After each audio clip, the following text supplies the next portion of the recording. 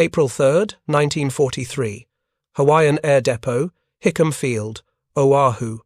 Lieutenant Colonel Marion D. Unruh crouched beneath the greenhouse nose of a battle-scarred B-24D Liberator, his hands black with hydraulic fluid and his uniform soaked through with sweat in the tropical heat. Around him, enlisted men wielded cutting torches, their blue flames casting dancing shadows across the bomber's aluminum skin. They were doing something the Army Air Forces hadn't authorized, something that would either save hundreds of lives or get Unruh court-martialed. The tail turret they were installing, a consolidated A6 unit cannibalized from a wrecked Liberator, weighed nearly 400 pounds. It wasn't supposed to go in the nose. The mounting brackets they were fabricating weren't in any technical manual. The hydraulic lines they were running through the bombardier's compartment violated a dozen engineering specifications. But Unruh had watched too many B-24 seconds return from missions over the Pacific, with their noses shredded by head-on fighter attacks, the bombardiers and navigators dead in pools of blood and shattered plexiglass. The mathematics were brutal and undeniable. B-24D's greenhouse nose offered the bombardier exceptional visibility for his northern bomb site, but it also presented Japanese fighters with a target area measuring roughly 30 square feet of transparent material, backed by nothing more substantial than a single handheld 50-caliber machine gun. The man operating that gun, usually the bombardier himself, had to sight through a simple ring and bead arrangement while simultaneously trying to line up bombing coordinates, evade incoming fire, and not get in the pilot's way. The results had been predictable and catastrophic. If you're enjoying this deep dive into the story, hit the subscribe button and let us know in the comments from where in the world you are watching from today. On February 12, 1943, the 90th Bomb Group, the Jolly Rogers, operating out of Port Moresby, New Guinea under General George Kenney's 5th Air Force, had lost 3 B-24Ds to frontal attacks during a raid on Japanese shipping at Rabaul.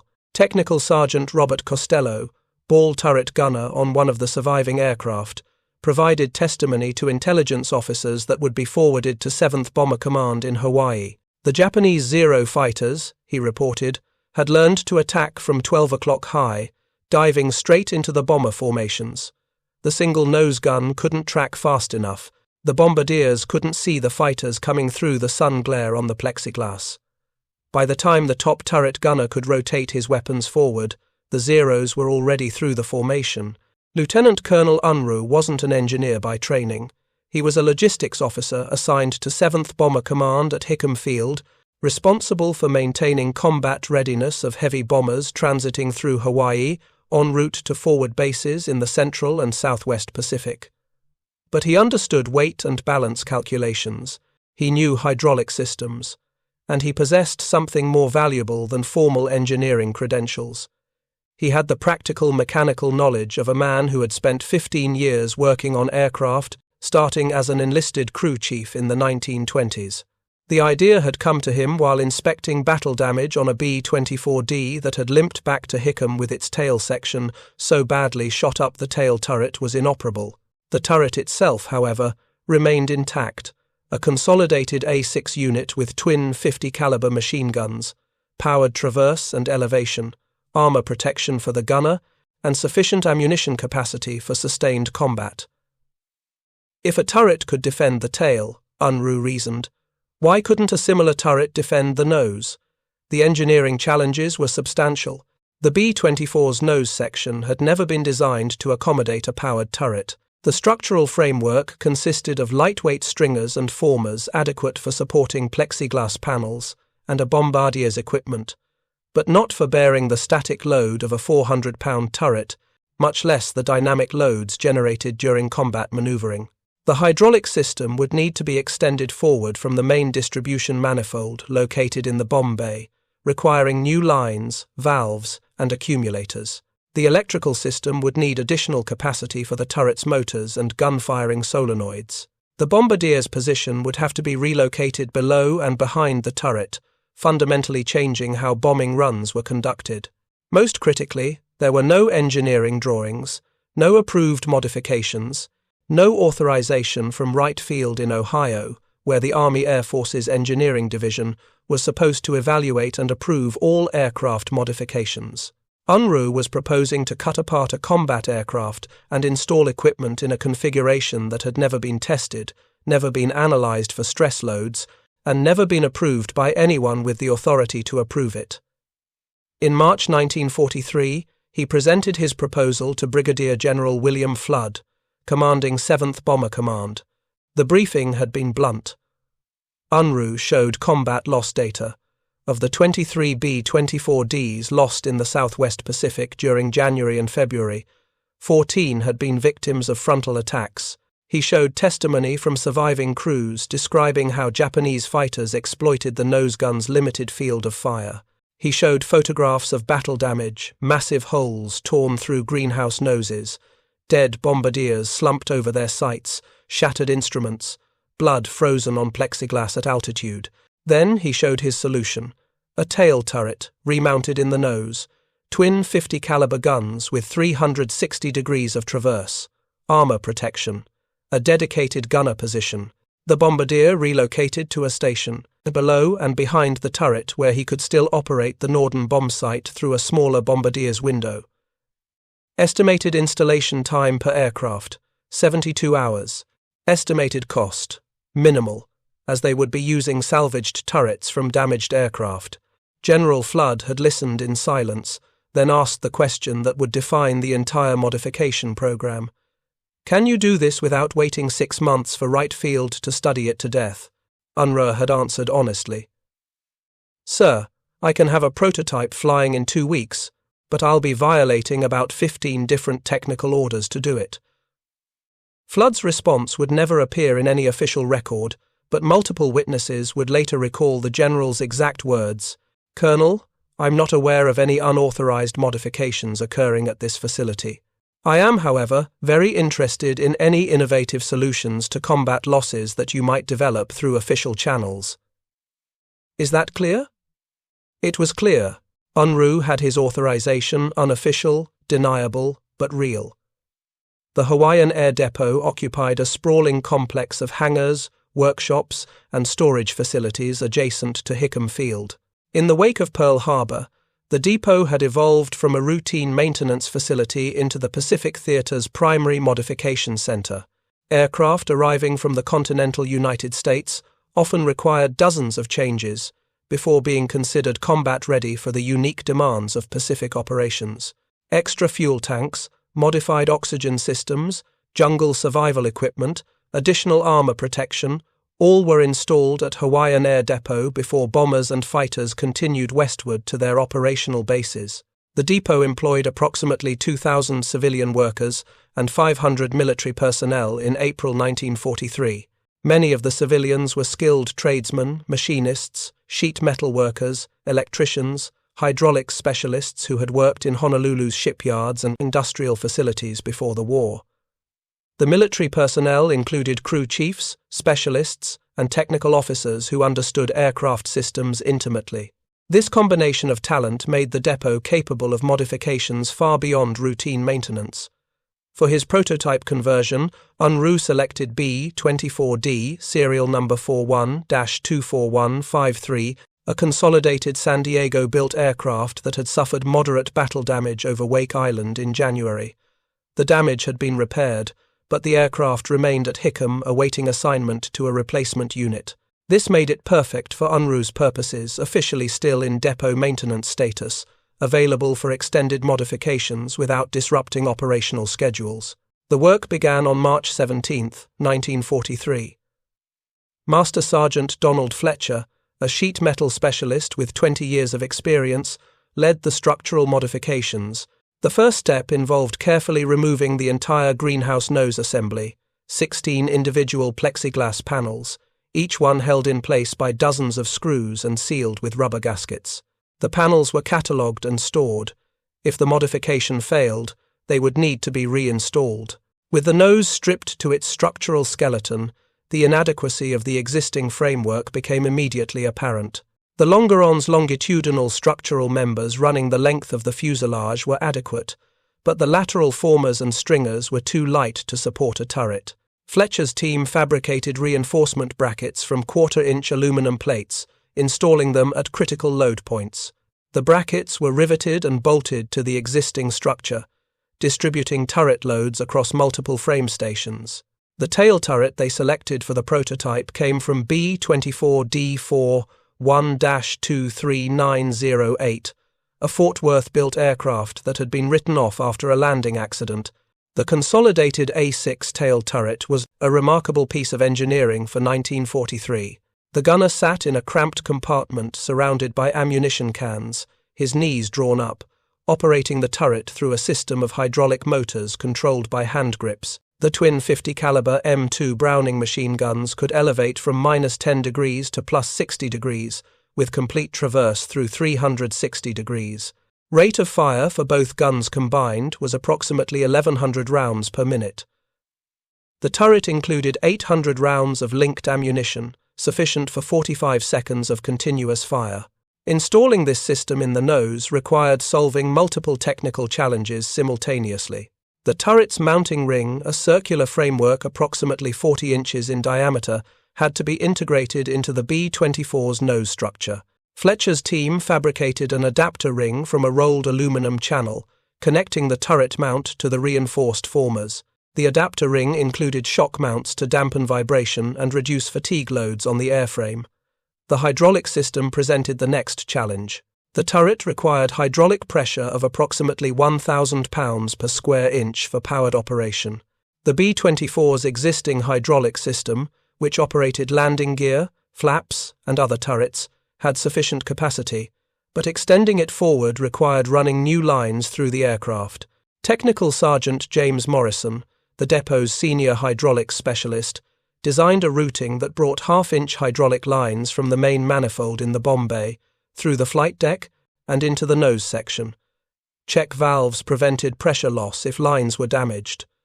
Quick disconnect fittings allowed turret removal for maintenance without draining the entire system.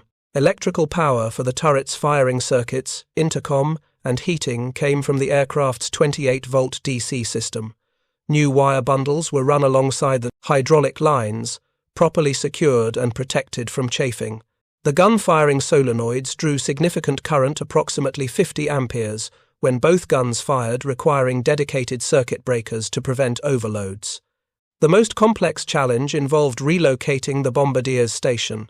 In a standard B-24D, the bombardier occupied the nose compartment, lying prone on a padded rest while operating the Norden bomb sight through the lower plexiglass panels. This configuration provided excellent visibility, but required the entire nose section to remain clear of obstructions. With a turret installed, this arrangement became impossible. UNRU's solution involved creating a bombardier's position below and behind the turret. A new plexiglass window was installed in the lower nose section, providing forward and downward visibility. The Norden bomb sight was mounted on a modified stand that positioned it at the window. The bombardier would still lie prone, but further aft in the nose section, operating the sight through the new window, while the gunner above him operated the turret. This arrangement required modifying bombing procedures. The bombardier's field of view was reduced, making target acquisition more difficult. The offset position meant bomb release calculations needed slight adjustments to account for the changed sight line, but these were acceptable compromises, given the defensive firepower gained. On April 3, 1943, 15 days after work had begun, the prototype was ready for ground testing. The turret operated smoothly, traversing and elevating without binding or excessive noise. Hydraulic pressure remained stable. Electrical systems functioned correctly. The guns were test-fired into an earthen backstop at the depot's range, cycling flawlessly through 200 rounds each. Then came the critical question. What would the modification do to the aircraft's flight characteristics? Adding 400 pounds to the nose would shift the center of gravity forward, potentially making the aircraft nose-heavy and difficult to control. The only way to know was to fly it. First Lieutenant Robert Maguire, a test pilot assigned to 7th Bomber Command, volunteered to make the first flight. On April 5, 1943, at 0700 hours, he taxied the modified B-24D to Hickham's main runway. Unruh, Fletcher, and 24 depot workers watched from the ramp as Maguire ran up the engines, checking magnetos and manifold pressures. At 07:15, Maguire released brakes and began his takeoff roll. The Liberator accelerated normally, the characteristic roar of 4 Pratt & Whitney R-1830 engines echoing across the field. At 90 miles per hour, Maguire rotated, lifting the nose. The B-24 became airborne smoothly, gear retracting, climbing into the morning sky over Pearl Harbor. For the next 2 hours, Maguire put the aircraft through a comprehensive test program. Slow flight, stalls, steep turns, simulated single-engine operations. He fired the nose turret through full traverse, checking for vibration or control interference. He climbed to 20,000 feet and conducted high-altitude maneuvers. When he landed at 0930, his report was unequivocal. The aircraft handled normally. The forward center of gravity shift was noticeable but not problematic. Trim adjustments compensated easily. The turret operated perfectly in flight. That afternoon, General Flood authorized installation of nose turrets on all B-24Ds transiting through Hawaiian Air Depot en route to combat theaters. But he added a critical stipulation. Each aircraft had to be test-flown by depot pilots before being released to operational units. No modified aircraft would reach combat until its airworthiness had been verified. The modification program scaled up immediately. Hawaiian Air Depot established 2 dedicated teams, each capable of converting 1 B-24D in 72 hours. The first production, conversions began on April 8th. By April 30th, 12 aircraft had been modified and cleared for service. By May 31st, the number reached 47. But as the modification program gained momentum, another question loomed. Would the nose turret actually work in combat? Would it protect crews and reduce losses? Or would it prove to be an expensive modification that looked good on paper but failed under the brutal realities of air combat over the Pacific? The answer would come from the skies over Rabaul, where the 90th Bomb Group, the Jolly Rogers, prepared to test UNRU's modification against the full fury of Japanese fighter defenses. And what they discovered would forever change how heavy bombers were armed and protected for the remainder of the war. The first modified B-24D to reach combat arrived at Port Moresby in late May 1943. Serial number 4-1-23759, the aircraft that had made the first test flight with a nose turret back in November 1942, it was assigned to the 319th Bombardment Squadron of the 90th Bomb Group. The aircraft carried the name Sandman painted on its nose, just below the new turret installation. First Lieutenant James Patterson drew the assignment to fly the first combat mission with the experimental nose turret. His crew included Bombardier Second Lieutenant Thomas Wheeler, who would operate from the new lower bombardier position, and Staff Sergeant Donald Morrison, who would man the nose turret itself. Morrison had trained as a tail gunner but volunteered for the nose turret position, intrigued by the idea of being the first gunner in the Pacific to operate powered forward-firing guns. The mission on June 10, 1943 targeted Japanese shipping at Rabaul's Simpson Harbor. Rabaul had become the primary Japanese naval and air base in the southwest Pacific, heavily defended by anti-aircraft batteries and fighter squadrons. Allied bombing raids against Rabaul faced intense opposition, and bomber losses on these missions remained high throughout the early 1943. Patterson's aircraft flew in the lead element of a 12-plane formation. The B-24 seconds approached Rabaul at 14,000 feet, well within range of Japanese anti-aircraft fire. As the formation reached the initial point and began their bomb run, Japanese fighters rose to intercept. The standard Japanese tactic involved head-on attacks, diving through the bomber formation from 12 o'clock high before the top turret gunners could track them effectively. 3 Mitsubishi A6M0 fighters made the initial pass at Patterson's aircraft. Morrison, in the nose turret, saw them coming while they were still 2,000 yards out. He traversed the turret, centered the lead fighter in his reflector sight, and opened fire as the range closed to 1,000 yards. The twin 50 caliber guns hammered, their muzzle flashes visible even in daylight, spent brass cascading into the collection bags. The second fighter continued its pass, but Morrison tracked it smoothly, firing in controlled bursts. Tracers reached out toward the fighter. At 500 yards, the Zero's engine cowling erupted in smoke. The fighter rolled inverted and fell away, trailing fire. The third Zero had already broken off, intimidated by the unexpected volume of fire from the bomber's nose. Patterson's after-action report, filed that evening at Port Moresby, was unequivocal in its assessment. The nose turret had performed flawlessly. Morrison had expended approximately 400 rounds and claimed 1 Zero destroyed, 1 probable. More importantly, the turret had forced the Japanese fighters to alter their attack profile. Instead of pressing their head-on attacks to minimum range as they normally did against B-24Ds, the Japanese pilots had broken off early, unwilling to fly into the concentrated fire from the power-operated guns. Other aircraft in the formation, including several without nose turrets, reported similar observations. Japanese fighters had concentrated their attacks on the aircraft without nose turrets, avoiding Patterson's B-24D. The tactical implications were immediate and obvious. Over the following weeks, additional nose turret-equipped B-24Ds arrived at Port Moresby from Hawaiian Air Depot. By early July, the 90th Bomb Group had 12 aircraft with nose turrets, representing approximately 20% of their operational strength. Mission planners began positioning these aircraft in lead and vulnerable positions within formations, using them as pathfinders to discourage frontal attacks. The combat effectiveness of the modification was quantified in loss rates. During June and July 1943, the 90th Bomb Group flew 42 missions against heavily defended targets, including Rabaul, Wewak, and Lae. Aircraft equipped with nose turrets suffered 0 losses to frontal attacks. Aircraft without nose turrets lost 7 bombers to head-on fighter passes during the same period. The nose turret was saving lives. Technical Sergeant Morrison provided detailed feedback to depot engineers who visited Port Moresby in July. The turret operated reliably, he reported, but the cramped gunner position became extremely uncomfortable on missions lasting 6 hours or more. The hydraulic lines occasionally leaked small amounts of fluid, creating slippery conditions on the turret floor.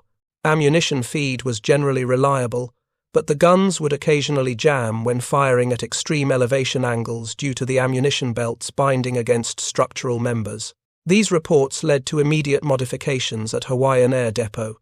Engineers redesigned the ammunition feed system, repositioning structural brackets to provide better clearance. They added an additional hydraulic accumulator to maintain pressure during prolonged firing. They improved the gunner's seat, adding better padding and adjustable lumbar support. Each improvement was incorporated into subsequent conversions and retrofitted to aircraft already in service during routine maintenance cycles. The Australian modification program, running parallel to the Hawaiian effort, had also proven successful. At Archerfield near Brisbane, Royal Australian Air Force technicians had begun installing nose turrets on B-24Ds in late 1942, using essentially the same method UNRWA would later develop independently. By mid-1943, the Archerfield depot had converted more than 30 aircraft, supplying not only Australian B-24 squadrons but also American units operating from Australian bases. The success of field modifications created pressure on the Army Air Forces to incorporate nose turrets into production aircraft. In May 1943, Wright Field in Ohio, the Army Air Force's primary engineering and development center, issued a directive requiring all new B-24 production to include factory-installed nose turrets. This represented a significant commitment, as 5 separate factories were producing B-24 Liberators by mid-1943. The engineering challenges for factory installation proved substantial. Consolidated Aircraft in San Diego, the original B-24 manufacturer, had to redesign the entire forward fuselage structure. The nose section required 56 major changes to accommodate a power turret, including reinforced formers, modified nose landing gear doors that now opened outward instead of inward, relocated bombardier equipment, revised electrical and hydraulic systems, and strengthened wing attach points to handle the increased nose weight. Emerson Electric received the contract to develop a purpose-designed nose turret for production B-24 seconds. The Emerson A-15 turret featured a more streamlined design than the adapted consolidated A-6 tail turret used in field modifications. The A-15's smooth, cylindrical shape reduced drag compared to the angular A-6. It used electric motors for traverse and elevation rather than hydraulics, simplifying installation and reducing maintenance requirements. The guns were mounted closer together, improving convergence at combat ranges. Ford Motor Company's massive Willow Run plant in Michigan took the lead in B-24H production, the designation assigned to the first factory-built nose turret variant. The Willow Run facility, covering 67 acres under one roof, had been specifically designed for mass production of B-24 seconds using automobile assembly line techniques. By June 1943, the first B-24Hs began rolling off the Willow Run production line. The production ramp-up was extraordinary, even by wartime standards. Ford's assembly line methodology, applied to aircraft manufacturing, achieved production rates that seemed impossible. In March 1944, Willow Run was completing one B-24H every 100 minutes. The factory operated 2 shifts, 20 hours per day, 7 days per week. More than 42,000 workers, including thousands of women who had taken jobs traditionally reserved for men, manufactured components, assembled sub-assemblies, and integrated complete aircraft. Consolidated's Fort Worth, Texas plant and Douglas Aircraft's Tulsa, Oklahoma facility also began B-24H production in August 1943, receiving major sub-assemblies from Willow Run for final assembly. This distributed production model, coordinated across multiple manufacturers, represented an unprecedented level of industrial cooperation. By late 1943, total B-24H production across all 3 facilities averaged more than 400 aircraft per month. The B-24H entered combat in the European theatre in September 1943, joining the 8th Air Force's bomber groups based in England. The impact mirrored what had been observed in the Pacific. German fighter tactics had also emphasized frontal attacks against B-24Ds, exploiting their weak nose armament. The addition of powered nose turrets forced Luftwaffe pilots to modify their tactics, reducing the effectiveness of head-on passes. Statistical analysis by 8th Air Force intelligence officers documented the nose turret's effectiveness. During October and November 1943, B-24Ds without nose turrets suffered approximately 11% losses per mission to fighter attacks. B-24Hs with nose turrets experienced approximately 6% losses per mission during the same period. This 45% reduction in loss rates translated directly into saved lives and increased mission effectiveness. In the Pacific, the transition from B-24D to B-24H accelerated throughout late 1943 and early 1944. New aircraft arriving from the United States came equipped with factory-installed nose turrets. Older B-24Ds continued to receive field-installed turrets at depots in Hawaii and Australia until sufficient numbers of B-24Hs had been delivered to replace them entirely. If you find this story engaging, please take a moment to subscribe and enable notifications. It helps us continue producing in-depth content like this.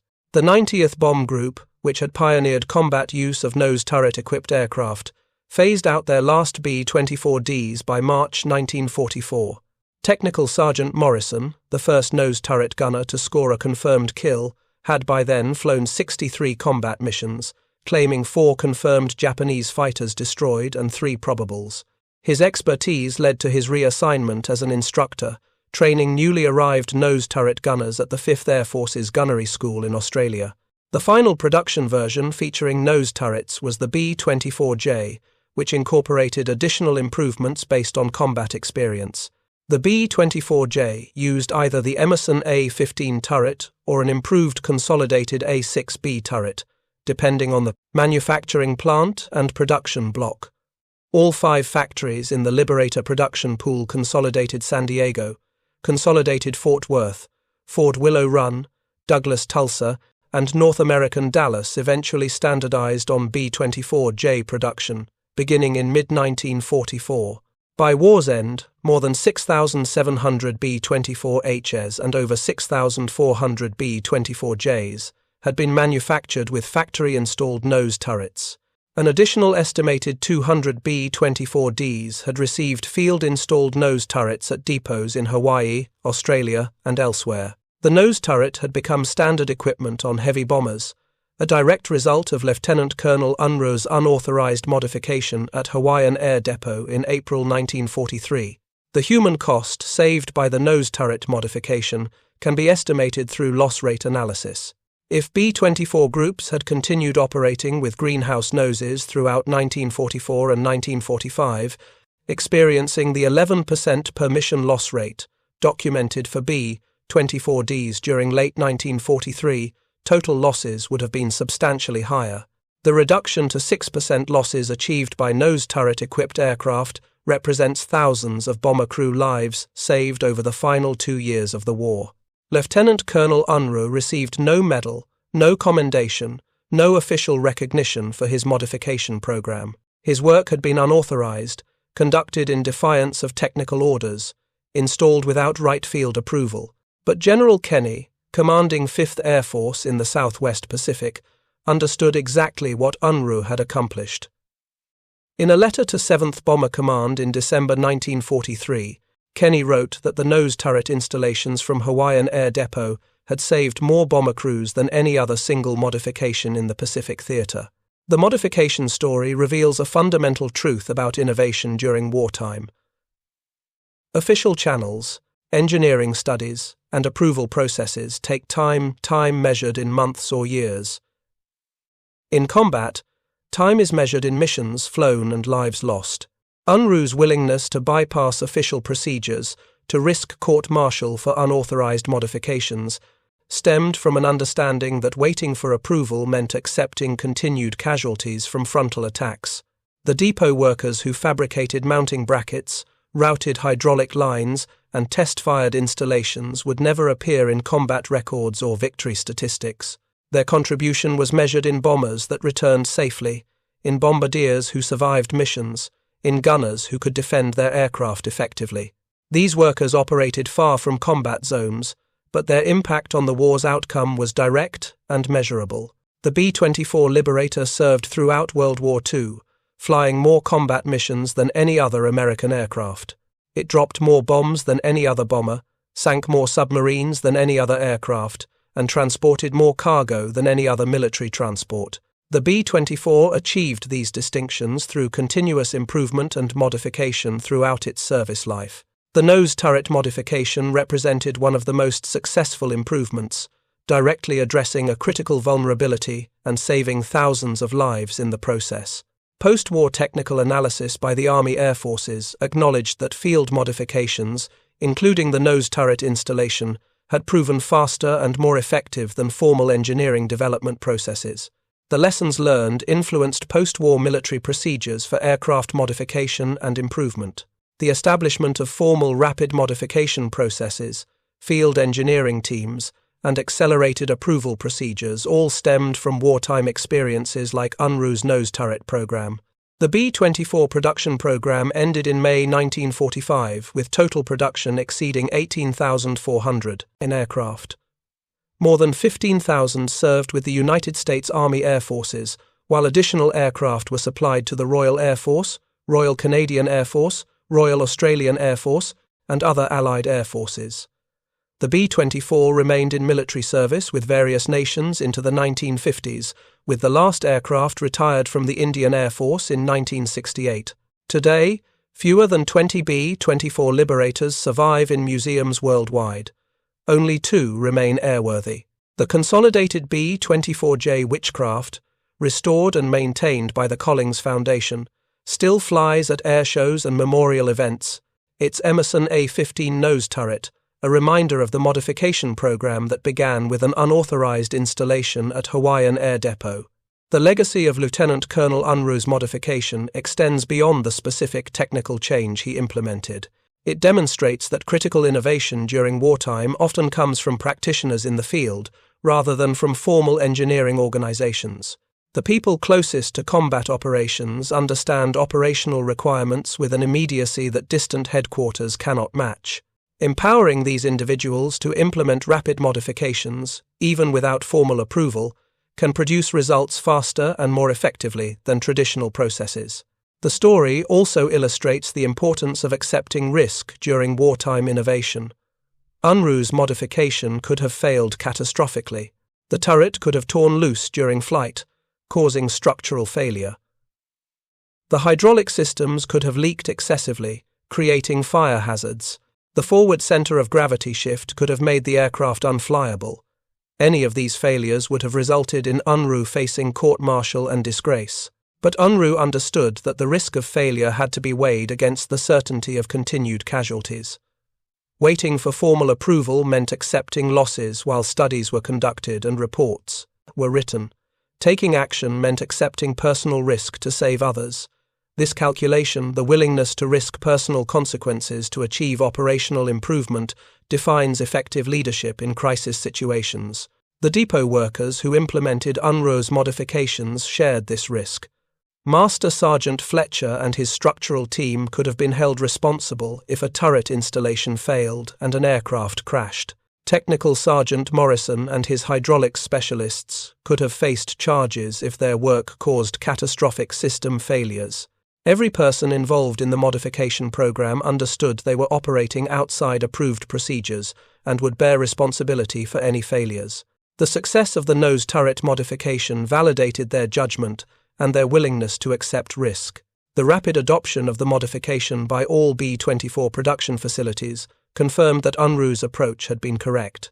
The thousands of lives saved by improved defensive armament justified the initial decision to proceed without authorization.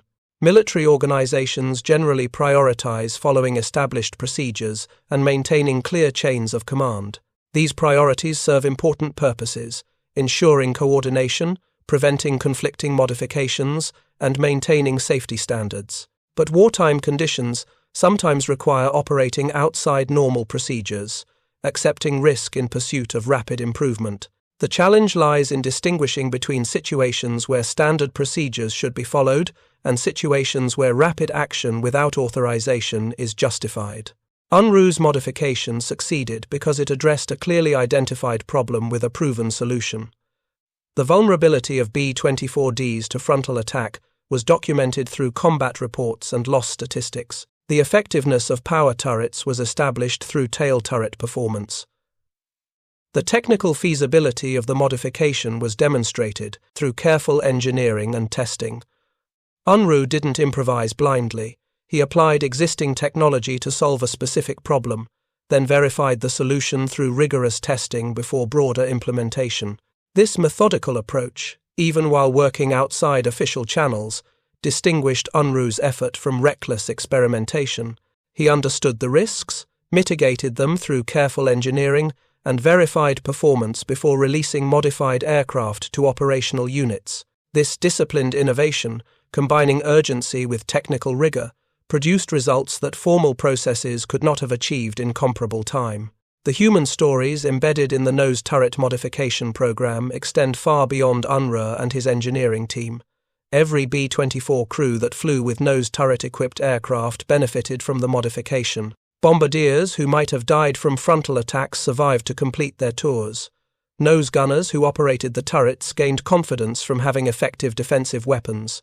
Pilots flew knowing their aircraft had better protection against the most dangerous form of fighter attack. Staff Sergeant Donald Morrison, the first nose turret gunner to score a combat victory, later reflected on his experience in an interview with Air Force historians. The turret, he stated, gave him a fighting chance. In a B-24D with a handheld nose gun, he would have been at a severe disadvantage against fighters attacking head-on. The powered turret with twin 50 caliber guns allowed him to engage attackers effectively, forcing them to break off or be destroyed. Morrison survived the war, returning to civilian life in Oregon, where he worked as a machinist. He remained in contact with Lieutenant Patterson, his pilot during those first combat missions with the nose turret. Their correspondence, preserved in Air Force historical archives, provides insight into the crew's perspective on the modification. Patterson repeatedly emphasized in his letters that the nose turret had saved his crew multiple times, giving them protection that earlier B-24D crews had lacked. The modification program at Hawaiian Air Depot continued throughout 1944, expanding beyond nose turrets to include other improvements identified through combat experience. Additional armor protection, modified oxygen systems, improved radio equipment, and dozens of other changes were implemented by depot workers before aircraft were released to operational units. Hawaiian Air Depot became a center of innovation for Pacific Theater aircraft modifications, directly influencing combat effectiveness. Lieutenant Colonel Unruh remained at Hawaiian Air Depot throughout the war, eventually being promoted to full colonel in recognition of his contributions. After the war, he transferred to Air Materiel Command at Wright Field, where he worked on aircraft modification programs during the early Cold War years. He retired from the Air Force in 1953 with 30 years of service. He died in 1978. His role in developing the B-24 nose turret modification largely unknown outside military aviation circles. The nose turret modification represents one small story within the vast complexity of World War II. It involved one officer, one depot facility, and one aircraft type. Yet, its impact resonated throughout the final 2 years of the air war in both Pacific and European theaters. Thousands of B-24 missions flown with nose turret-equipped aircraft demonstrated the modification's effectiveness. The lives saved, the missions completed, and the targets destroyed all stemmed from one colonel's decision to act without authorization, knowing that waiting for approval would cost lives. The April 1943 morning when Unruh crouched beneath that first B-24D, supervising installation of a tail turret in the nose, marked a turning point in heavy bomber defensive armament. The modification that began as an unauthorized field expedient became standard equipment on more than 13,000 production aircraft. The simple idea, putting a tail turret in the nose, saved thousands of lives and increased bombing effectiveness measurably. Thank you for watching. For more detailed historical breakdowns, check out the other videos on your screen now, and don't forget to subscribe.